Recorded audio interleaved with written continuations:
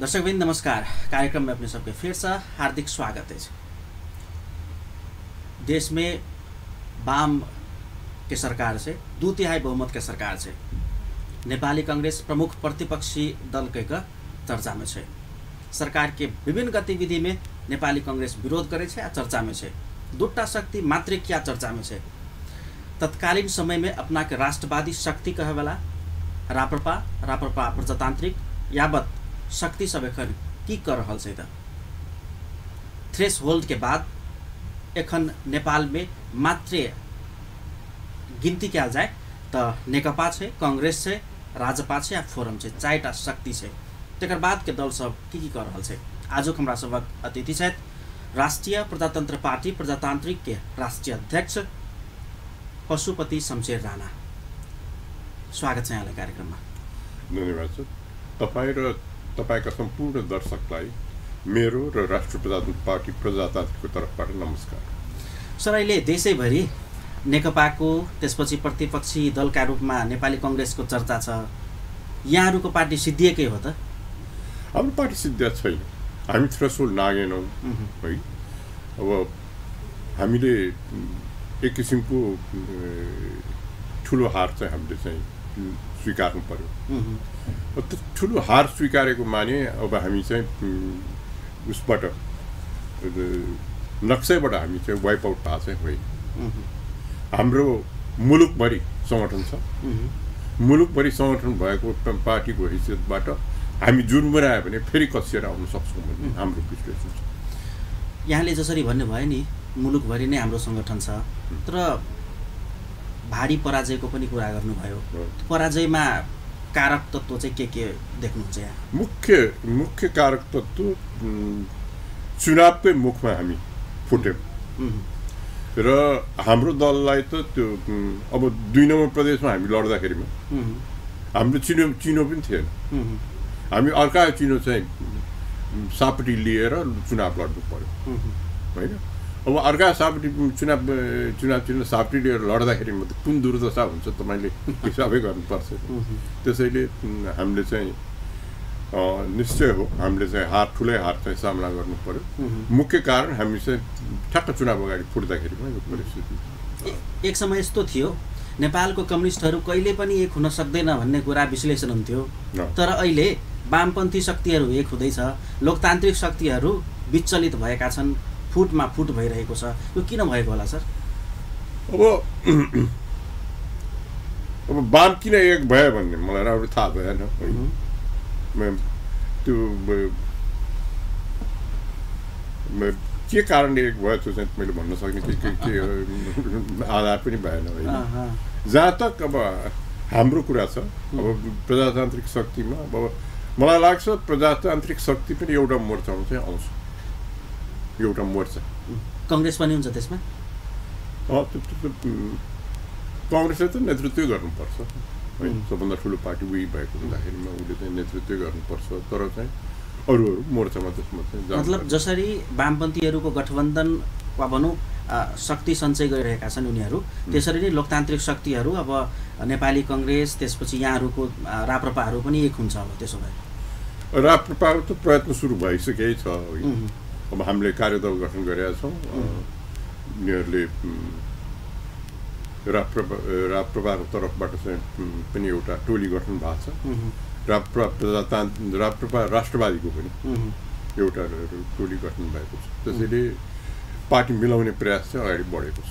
मतलब यहाँहरूको र प्रकाश चन्द्र लोहनीजीको पार्टी होइन, अहिले कार्यदल त 3टै पार्टीको गठन भएको छ। 3टैको एकीकरण हुन्छ। एकीकरण हुन्छ भनेर त अहिले ठोकुवा भन्न सकिन्न। प्रयत्न सुरु हुन्छ। सरकारको कुरा गरौँ सर, अहिलेसम्म 6 महिना भयो करिब यो सरकारको। यो 6 महिनाको सरकारको काम कारबाहीलाई कसरी विश्लेषण गर्नुहुन्छ यहाँ? मैले त के पाएको छु भने अब 47 सालदेखि अहिलेसम्मको सबभन्दा शक्तिशाली सरकार भने यही हो। यो सरकारको 2/3 बहुमत भएको सरकार त कहिले पनि गर्नु भएको छैन 47 सालदेखि। तर अचम्मको कुरा, विडम्बनाको कुरा के छ भने यस्तो शक्तिशाली सरकारले आफ्नो अस्तित्वै बोध गर्न सकेको छैन। यसै झिना मसिना कुरामा अल्मलेर बसिरहेको छ। अब सरकारको तर्फबाट पनि कर बढाउने काम भइरहेछ। अब नागरिक नगरपालिकाले पनि कर बढाइरहेछ, प्रान्तले पनि कर बढाइरहेछ। अब यस्तरी कर बढाएको छ कि अहिले मान्छेले सहनै नसक्ने हिसाबबाट गइरहेछ। महँगी त्यही प्रकारले बढिरहेछ। अब त्यसो हुँदाखेरिमा त जनतालाई राहत दिनु सट्टा मर्का र पीर चाहिँ दिने काम तिनै तहको भइरहेछ। पहिला श्री 3 को सरकार भन्थ्यो नि होइन, अब यो 3 तहको सरकार चाहिँ श्री 3 भन्दा चर्को छ। यहाँलाई म सोद्धाखेरि अहिलेसम्मको 6 महिनामा यो वर्तमान सरकारको राम्रो कामहरू के लाग्छ तपाईँलाई? 2-3 कुरा चाहिँ ठिकै गर्यो होइन। अब हिन्दुस्तानसित सम्बन्ध सुधार गर्न प्रयत्न गर्यो एक। अब चीनसित त उनीहरूको पहिल्यैदेखि कुरा भइरहेको कुरालाई त्यसलाई चाहिँ अब रेलवे केरुङमा ल्याउने भन्ने कुराहरू भइरहेछ। अब हिन्दुस्तानबाट रेलवे पनि आउने भन्ने कुरा भइरहेछ। अब ती राम्रै कुरा हुन्। तर नेपाली कङ्ग्रेसका नेताहरूले नेपालमा चीनको रेल आउने सम्भावना नै छैन, त्यो हुनै सक्दैन, यो सबै झुटो कुराहरू भन्दैछन्। जुन किसिमको हल्ला छ नि, हल्ला भन्दा पनि एउटा सरकारको नेतृत्व गरिरहेका केपी शर्मा ओलीजीको जुन एउटा महत्त्वकांक्षी कुराहरू आइरहेको छ नि भाषणको क्रममा, त्यो सही होला त? नेपालको परिप्रेक्ष्यमा रेल आउने, पानी जहाज चल्ने त कति सम्भावना छ त्यो भन्न सक्दिनँ म। मैले पानी जहाज आउने ठाउँै देखाएको छैन अहिलेसम्मको नेपालको नदीमा। ठुलो ड्याम बन्न गयो भने अनि त्यो बेलामा सम्भावना होला। अहिलेको उसको पानीमा त म सम्भावना देख्दिनँ। त्यो चाहिँ त्यसको सम्भव छैन। पानी जहाज आउने चाहिँ त्यो चाहिँ सम्भावना भएको जस्तो मलाई लाग्दैन। जहाँ तक रेल आउने भनेको कुरा चाहिँ अब चीन सरकारले चाह्यो र हिन्दुस्तानी सरकारले चाह्यो भने त आउन सक्छ। त्यो दुईटा देशले चाह्यो भने मात्रै चल्ने हो, नभए चल्न सक्दैन। अब हामी आफैले त कसरी रेल ल्याउन सक्छौँ? हामीको पैसै छैन त्यति गर्नको लागि। एकतर्फी चीनले पनि चलाउन सक्दैन त्यसो भए के? चीनको रेल नेपाल आउनलाई भारत पनि सहमति दिनुपर्छ त्यसो भए? होइन, भारतबाट रेल आउनलाई चाहिँ भारतको सहमति लिनु पर्ला। अब चीनबाट आउनलाई चाहिँ किन दिनु पर्यो भारत? मधेस आन्दोलनदेखि यहाँसम्म यहाँले मधेसको मुद्दाहरू, मधेसको आन्दोलनहरू, संविधान संशोधनका कुराहरूलाई कहिले विरोध गर्नु भएन, पक्षमै बोल्नुभयो यहाँले। पुरै मधेस मुद्दा पक्षमै बोलेर आएको छु। अनि मधेसमा यहाँको पार्टी त्यति कमजोर हुनुको कारण के देख्नु भएको छ? मधेसमा एउटा कारण मैले बताइहालेँ हो कि अब हामीले साफ्टली चिनोमा लड्नु पर्यो। त्यस कारणले गर्दाखेरिमा हामी चाहिँ धेरै कमजोर भयौँ। अब उसमा त अब सदनमा त अब हाम्रो उम्मेदवारै भएन यतापट्टि होइन। उम्मेदवारै नभएमा हामीले 4वटा सिट मात्रै उम्मेदवार पाएको थियौँ। ती जम्मै 2 नम्बर प्रान्त बाहिरको पर्यो। त्यसैले यहाँ त हामीले चाहिँ न संसदमा न उसमा चाहिँ आफ्नो बल देखाउन सक्यौँ। एकाएक कमल थापाजीलाई किन छोड्नु भयो चुनावको बेलामा? यसो भयो के, छोड्नुपर्ने बात त के भयो भने हामीले सबै मिलिसकेपछि हामी तेस्रो शक्ति हुन्छौँ नेपालको भनेर कल्पना गरेका थियौँ। अब भने पनि थियो। अब 2 चरणको स्थानीय चुनावको अन्तमा के देखियो भने चाहिँ जनताले त्यो एकतालाई अनुमोदनै गरेन, कहीँ जितिए। 2 चरणको स्थानीय चुनावमा जनताले रिजेक्ट गरेपछि हामीले चाहिँ त्यो रिजेक्सनलाई स्वीकार्यौँ र धेरै कुरा काउन्सिलसित मिलिरहेको पनि थियो होइन। त्यहाँबाट उहाँले निर्देशन समिति पनि गर्नु भएन। त्यो विभिन्न कुराहरू जुन चाहिँ त्यो बेलामा भनिएको थियो, त्यो पछि त्यहाँबाट हामी बाध्य भएर पदम जानु। कमल थापाजीको त्यति बेलाको सरकारसँगको एउटा हुन्छ नि तालमेल पनि गलत थियो त्यसो भए? उहाँको सरकारमा हुँदाखेरि पनिको क्रियाकलाप सरकारमा रहँदा भन्दा पनि अब सरकार जुन ढङ्गले छोडियो नि त्यो चाहिँ गल्ती थियो मलाई लाग्छ। किन त्यो अबेलामा छोडियो कि त्यो के सुशीला कार्कीलाई के भयो भनेर हामीले चाहिँ त्यति गरी गम्भीर त्यसको गम्भीर जिम्मेवारी लिनुपर्ने केही पनि कारण थियो। एउटा कुरा छ, एक दिन 2/3 बहुमत पुगिसकेको हल्ला चल्यो, संविधान संशोधन पनि हुने लागेको छ भन्ने कुरा पनि फैलियो। तर रातारात राप्रपाका सांसदहरू गायब भए, त्यसपछि त्यो सम्भव भएन, बिथोलियो। साँच्ची हो त्यो? अनि यदि हो भने त्यो किन भयो त्यो अनहोनी? अब त्यो बेलासम्म चाहिँ ती संसदहरूसित मेरो चाहिँ त्यति कुरा हुनु पाएको थिएन। त्यो पछि मात्रै त्यो सिम्पटम उनीहरूले जुन देखाए धेरैजना तिनीहरू त हामीपट्टि आएपछि त्यो सिम्पटम्स देखाएको त्यही बेलामा किन तिनीहरूले त्यसो गरे त्यो चाहिँ मलाई थाहा भएन। अब तर उनीहरूले त्यो गराएबाट मैले पार्टी ब्रेक गर्न पनि सजिलो भयो। त्यसपछि ब्रेक भयो पार्टी, मतलब गल्ती भएकै हो उताबाट, कमल थापाको उसबाट नेतृत्वबाट।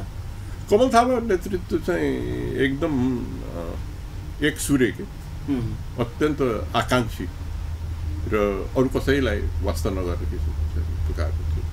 त्यो सहन हुन सकेन। त्यो संसदमा जुन गायब भयो नि सांसदहरू, त्यो घटनामा उहाँको पनि कमजोरी हुनसक्छ। त्यसो भए त्यही मानौ कमल थापाको। अब आफ्नो संसद सम्हाल्न नसक्नु भने चाहिँ त गल्ती नै हुन्छ होइन। आफ्नो संसद कमसेकम आफ्नो संसद त सम्हाल्नै पर्छ, बाध्यता पार्टीको नेता। फेरि म मधेसी दलकै उसमा जान्छु। मधेसी दल जुन हिसाबले आन्दोलन गर्यो त्यसपछि तिनै तहको चुनाव भयो र अहिले एउटा शक्ति सङ्घीय समाजवादी फोरम नेपाल सरकारको एउटा पाटो बनेको छ। अर्को राजपा कङ्ग्रेससँग मिल्न आँटेको छ यहाँहरूसँग, लोकतान्त्रिक शक्तिहरूसँग। मधेसी दलहरूको जुन भूमिका छ नि यसलाई कसरी विश्लेषण गर्नुहुन्छ? अब फोरमले हतार गर्यो कि राजपाले गल्ती गरिरहेछ? मलाई सोध्नुहुन्छ भने चाहिँ त तुलनात्मक रूपमा फोरममै गल्ती छ होइन। अब यहाँ चाहिँ राजपासित मिलेर काम गरिरहेछ, केन्द्रमा ठ्याक्क उल्टो गरिरहेछ। कसरी त्यो मेल खान्छ कि चिफ मिनिस्टर उसमा चाहिँ राजपासित मिल्ने होइन, अब केन्द्रमा गएर चाहिँ अनि वाम शक्तिसित मिल्ने, त्यो दुईटामा त मेलै खानु। यो युनिफर्म बिहेभियर भएन कि। राजपा किन गएन सरकारमा, के लाग्छ यहाँलाई? राजपा खै अब त्यो थाहा भएन किन गयो किन गएन। एकचोटि जान खोजेको थियो जस्तो देखिन्थ्यो अनि के कारणले गएन त्यो चाहिँ मलाई थाहा भएन। त्यो चाहिँ फोरमले हतार गरे, तर फोरमले हतारै गर्यो जस्तो लाग्छ। जनकपुर यहाँहरूको आगमनको उद्देश्य के हो? अहिले हामी 2 नम्बर प्रान्तमा हाम्रो सङ्गठन चाहिँ चुस्त दुरुस्त बनाउन खोजिरहेका छौँ। प्रान्तभरिको कार्यकर्ताहरूको अब भनौँ न जिल्ला अध्यक्ष, जिल्ला उपाध्यक्ष र सचिवहरू र केन्द्रीय सदस्यहरूको चाहिँ जम्मैलाई बोलाएर यहाँ राखिएको छ र हामीले चाहिँ यो प्रान्तको हाम्रो राजनीति यसलाई चाहिँ अझ सङ्गठित र दह्रो बनाउँ भनेर हामीले चाहिँ आम निर्वाचनमा जुन किसिमले प्रत्यक्षतिर र समानुपातिकतिर यहाँहरूले मत प्राप्त गर्नुभयो देशैभरिबाट, यहाँलाई के लाग्छ कुन शक्तिले यहाँहरूको मत खाइदियो? अब एउटा त अब हामीलाई समानुपातिकमा असाध्यै मुस्किल परेको छ। हामीले 4 सिट मात्र संसद लड्न पायौँ। त्यसले गर्दाखेरिमा हाम्रो चाहिँ समानुपातिकपट्टि बटुल्ने उम्मेदवारी नै बडो कम भयो कि। अनि प्रान्तमा चाहिँ के हामीले उठायौँ, तर त्यसले चाहिँ त्यो त्यसको चाहिँ साफानाफा गर्न सकेन। समानुपातिकमा हाम्रो कम भोट आउनु त मुख्य प्रतिनिधित्वै कम भयो। कङ्ग्रेसले खाइदियो कि नेकपा वा भनौँ वामपन्थी पार्टीहरूले खाइदियो भोट? कता गयो भोट यहाँहरूको जुन भोट थियो त्यो? भन्न सक्दिनँ त्यो चाहिँ कता गयो, हामी कहाँ आएर त्यतिसम्म थाहा छ क्या, कता गयो त भन्ने के छ कि। 3 तहको सरकार छ, हल्ला अब चर्चा के हुन थाल्यो भने यो प्रदेश सरकारको कुनै कामै भएन, मुख्यमन्त्रीको अधिकार एउटा मेयरभन्दा पनि कम छ, कुनै काम छैन, खर्चा मात्रै भएको छ, अब त्यसको न्यूमा कर थुपार्ने काम भएको छ जनतामाथि, यो प्रदेश सरकारको कामै छैन, 2 तहको सरकारले पनि हुन्छ भन्ने कुरा अब उठ्न थाल्यो। के लाग्छ यहाँलाई? मलाई जायज लाग्छ त्यो कुरा। मलाई पनि लागेको कुरा के हो भने जुन ढङ्गबाट संविधान बनाइयो नगरपालिका र गाउँपालिकालाई यति धेरै अधिकार दिएको छ कि त्यो अधिकार उनीहरूले चलाएपछि केन्द्रले केन्द्रको अधिकार दिएपछि चाहिँ त्यो प्रान्तको त खासै कार्यक्षेत्र छैन। खास कार्यक्षेत्र नभए तहको के काममा यत्रो खर्च बेहोर्ने कि चिफ मिनिस्टर पनि खर्च बेहोर्नु परेको छ, सरकारको पनि खर्च बेहोर्नु परेको छ, भयभरको त्यो प्रान्तीय विधायकको पनि खर्च बेहोर्नु परेको छ होइन। फेरि काम चाहिँ असाध्य कम छ भनेपछि त्यो यो त अझ किन बनाइयो? त्यो संविधान जुन ढङ्गले डिजाइन गर्यो नि, जति अधिकार गाउँपालिका र नगरपालिका दिइसकेपछि प्रान्तको औचित्य हुन्न भनेर बुझ्नु पर्यो। त्यही बेला सोच्नु पर्ने थियो। त्यही बेला सोच्नु पर्यो। अब 3 तर्को सरकार बनिसक्यो, मुख्यमन्त्री बनाएपछि तलब सुविधा दिनै पर्यो, सुख सुविधा दिनै पर्यो, मन्त्रालय दिनै पर्यो। अब त्यो गर्नलाई पनि कर त अब राजस्व त चाहिन्छ, सम्पत्ति त चाहिन्छ। अब तपाईँहरू फेरि कर बढायो भनेर विरोध पनि गर्नुहुन्छ, अनि सरकार चलाउने कसरी त? अब होइन, अब एकैछिनको लागि मानिलिउँ यहाँलाई प्रधानमन्त्री अहिले बनाइदियो भने कसरी चलाउनुहुन्छ देश? म त गम्भीरतापूर्वक केमा सोच्थेँ भने प्रान्त राख्नु उचित छ कि छैन, पहिला त्यो सोच्नुहुन्थ्यो। अहिले जुन ढङ्गबाट प्रान्त राखिया छ त्यो ढङ्गबाट उचित छ जस्तो मलाई लाग्छ। अनि जुन 7 प्रदेशको परिकल्पना गरेर जुन बनाइएको छ नि, 7 प्रदेश आवश्यक थियो कि 3 वा 5 वटा विकास क्षेत्र थियो, 5 प्रदेशमा जाँदा पनि हुन्थ्यो? होइन, अब मधेस आन्दोलनले खोजेकै हो यो 2 नम्बर प्रान्तलाई होइन। केही हदसम्म 5 नम्बर प्रान्तको पनि खोजेको हो। 5 नम्बर प्रान्तमा त फेरि गएर त्यो पहाडको धेरै जिल्ला मिसिया हुँदाखेरिमा मधेस आन्दोलनले खोजे अनुसार भएको होइन। तर एउटा मलाई अचम्म के लागेको छ भने यो करिब 6 महिना भयो प्रान्तीय चुनाव सिद्धिया। त्यो बिचमा कसो मधेसी मुद्दै हरा जस्तो छ कि ल ठिक छ, मधेसको लालबाबु राउत चाहिँ 2 नम्बर प्रान्तको चिफ मिनिस्टर हुनुभयो होइन। त्यति हुँदैमा सम्पूर्ण मधेसको समस्याहरू हल भएछ कि मधेसले सम्मान पाइसक्यो र के मधेसले खोजे अनुसारको आरक्षण पाएको छ र किन यो मुद्दाहरू हरा? किन न राजपा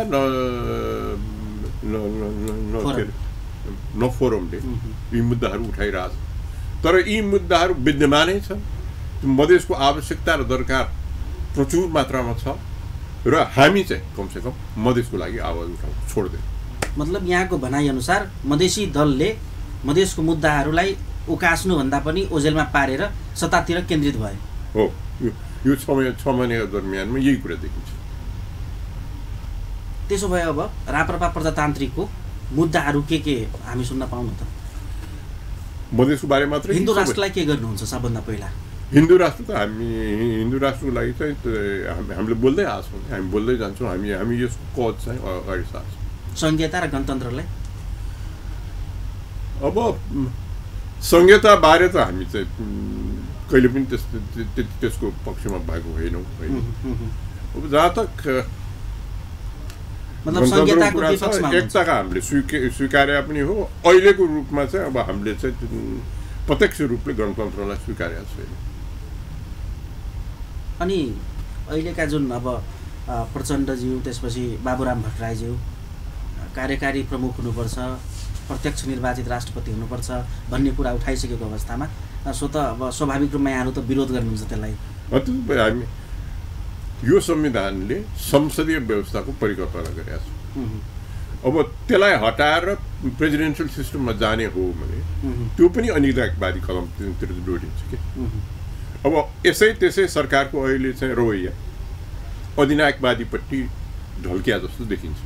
जसरी चाहिँ सबै पावर चाहिँ प्रधानमन्त्रीले सेन्ट्रलाइज गरेका छ, आफ्नै माथि सबै चिज ल्याएको छ। अब विरोध गर्ने ठाउँहरू पनि सधैँ विरोध गर्ने ठाउँहरूलाई त्यहाँ निषेध गरिदिएको छ। इजममै अनि प्रेसिडेन्सियल सिस्टमको कुरा उठिरहेछ।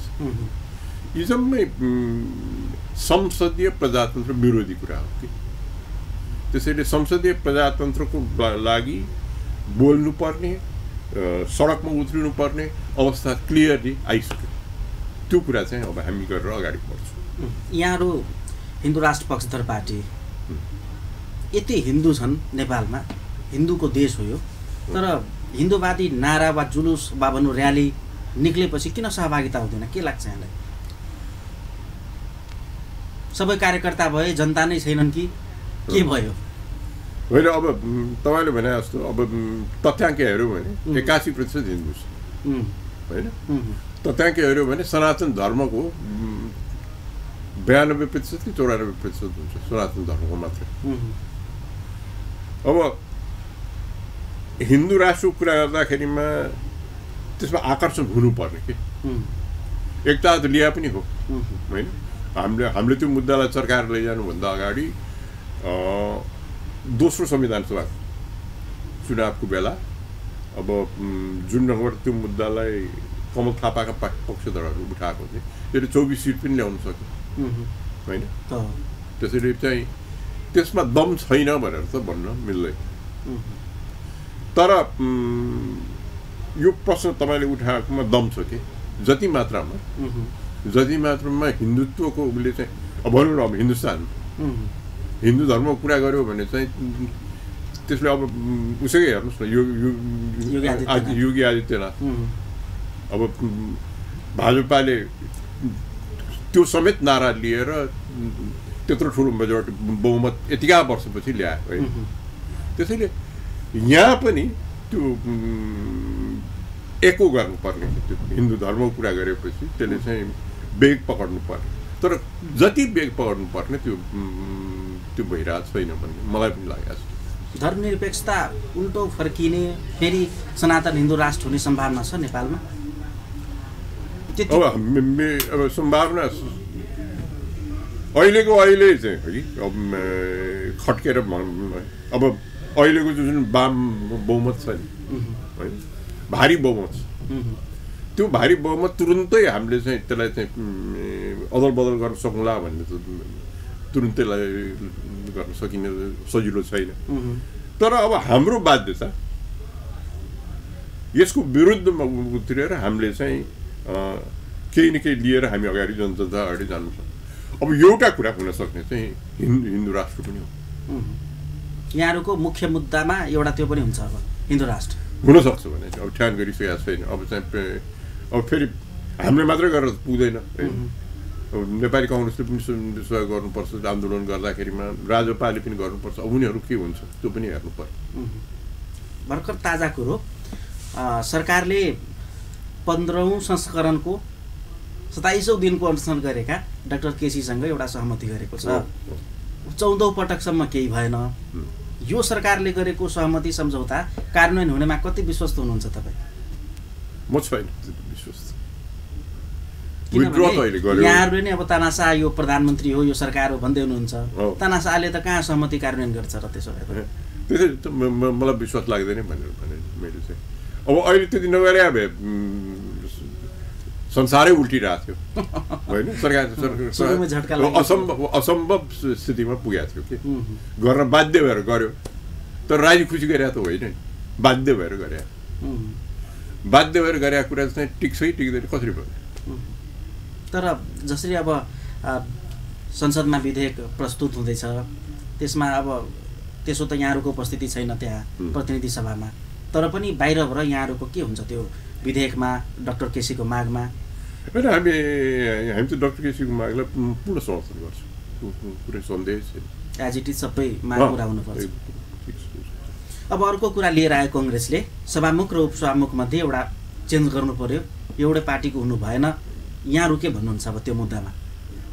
त्यो जायजै हो जस्तो लाग्छ मलाई। किनभने यो सभामुख र उपसभामुख मध्ये अपोजिसनलाई एक सिट दिनु त यो त उचित हो जस्तो लाग्छ। अर्को पनि के कुरा आइरहेछ भने नेपालमा अब दुईटा पार्टी हुन्छ, एउटा नेकपा, अर्को रुख चिन्हभित्रको सबै लोकतान्त्रिक हुन्छ, एउटै चुनाव चिन्ह हुन्छ अघिल्लो चुनावमा, एउटा सूर्य र एउटा रुख, त्यसमै जाने हो सबै भनेर भन्दैछन्, विश्लेषण हुँदैछ। के हुन्छ? हाम्रो निर्णय चाहिँ हलोमै रहनेछ। हलोलाई छोड्नुहुन्न यहाँ?